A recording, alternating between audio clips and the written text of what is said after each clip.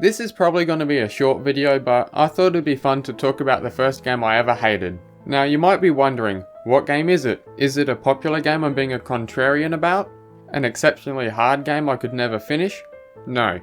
The first game I ever hated was This Is Football 2002 for the PlayStation 2.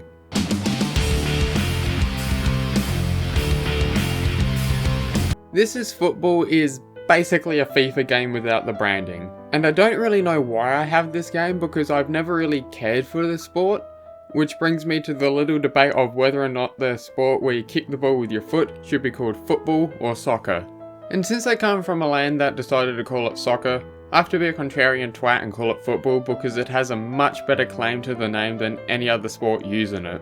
Like our AFL, Australian Football League, took the name football for the game even though you use your hands a fair bit. And all the clips I've seen of American football are people using their hands to throw the ball to each other. Except for that one episode of Mythbusters where they did something about kicking. So now that I've pissed off the American and Australian sports fans watching this video, let's talk about why I don't like the game.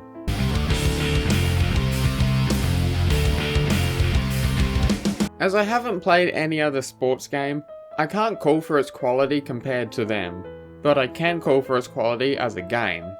So for the first time in like a decade, I played the game. I played 2 matches, one like I did when I was younger, and one exclusively playing as one team.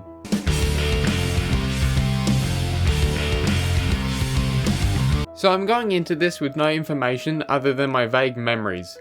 From my memory, I always used to play by putting the controller in the middle of the 2 teams because I thought that would let me play as whoever had the ball. I'll get to that later. So the match begins. Don't know why it always defaults to Australia versus France. Thought some other teams like a British or a Brazilian one would be picked over Australia as a default, but nah. To play the game, I have no idea how it works. None of the buttons seem to do anything, no matter who has the ball or what's going on. So I've come to the conclusion that putting the controller in the middle isn't a players both teams option, it's a players no one option.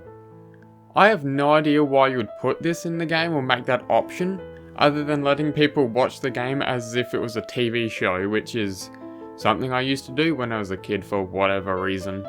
Also, as a funny side note, is that France is a much stronger team than Australia.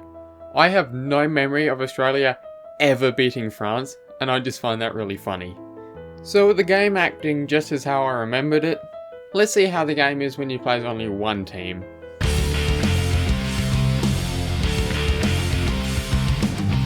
For the second match, I played as Australia. I was going to play as France, but forgot to switch. Since I can now actually control players, let's talk about the controls. Now, I have no idea where the original case for the game went, so the instruction manual is long gone, and the game doesn't give you the option to view the controls, so this is just what I was able to figure out. The left thumbstick moves the player that you're controlling. X switches player, and I'm guessing it's just the closest player to the ball. Square kicks the ball, and circle makes you slide, something I made good use of. I'm a simple person. I see a button that lets me slide into people, and I'm taking every chance I get to use it. As for playing the game, I don't know if this is standard for sports games, but I found it very disorientating because every time you switch to a different player, my head just didn't like having to switch my attention to a new person without knowing who it was going to be beforehand. But I have no idea how you'd do this any other way. I also have no idea how goalies work. I think they try to catch the ball automatically and only give you control when kicking the ball back into the game. And I don't know how the kick works. One time I was able to drop the ball and run with it and nearly scored a goal, but I wasn't able to do this any other time. And for the standing kick, you get this bar that I thought was a power indicator, but it didn't seem to matter for the ball's distance if I tapped or held the kick button. And I'm sure you already guessed based on my confusion describing the game, I lost the match. And due to my complete incompetence with the game, I decided to look for the manual.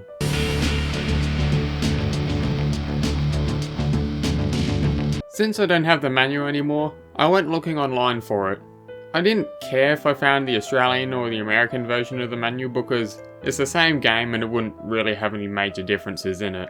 And after looking through any archival website I could find, there was no trace of the manual. There are a few copies available for purchase, but I'm not spending money on a game I don't like only for its manual.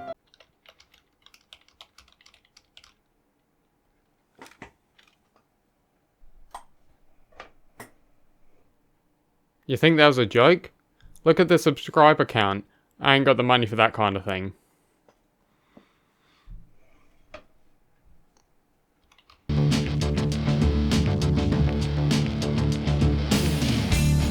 Overall, I know I didn't like the game because I'm just not interested in sports. I just wanted to have a look back at the game to see how I'd feel about it now. Still figuring out what the next video will be. Till then, tally-o.